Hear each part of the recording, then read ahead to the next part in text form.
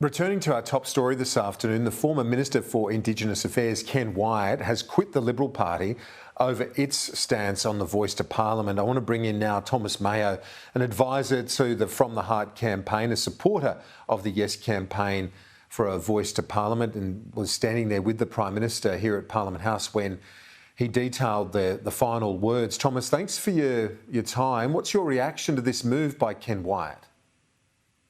I think Ken Wyatt is very courageous. He's a man that stands by his principles, and I can't imagine, him doing anything else, given what the Liberal leadership in federal Parliament have said yesterday about what he, among many other Indigenous people, have worked on for a very long time.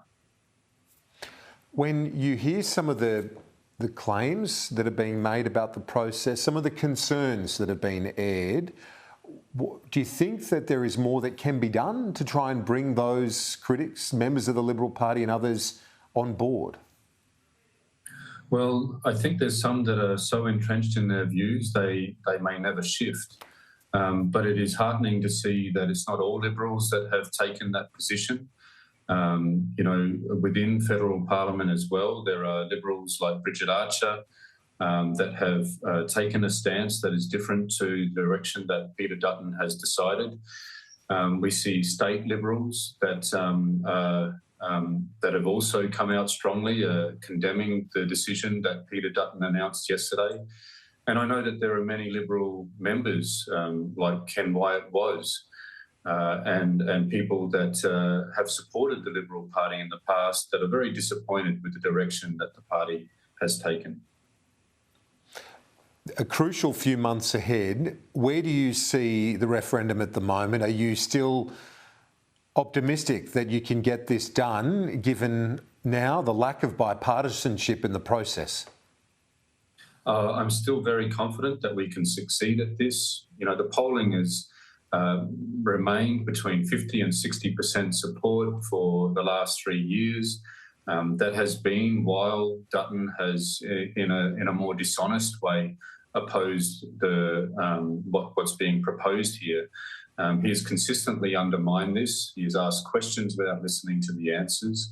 Many Indigenous advocates have spoken with him and explained that his concerns are invalid. And so throughout all of that, the Australian people have continued to support this very generous and modest invitation that came from the Uluru Statement from the Heart, a unique consensus. Over 250 Aboriginal and Torres Strait Islander representatives elected from their communities, so far bigger than the numbers that you see on the statement itself.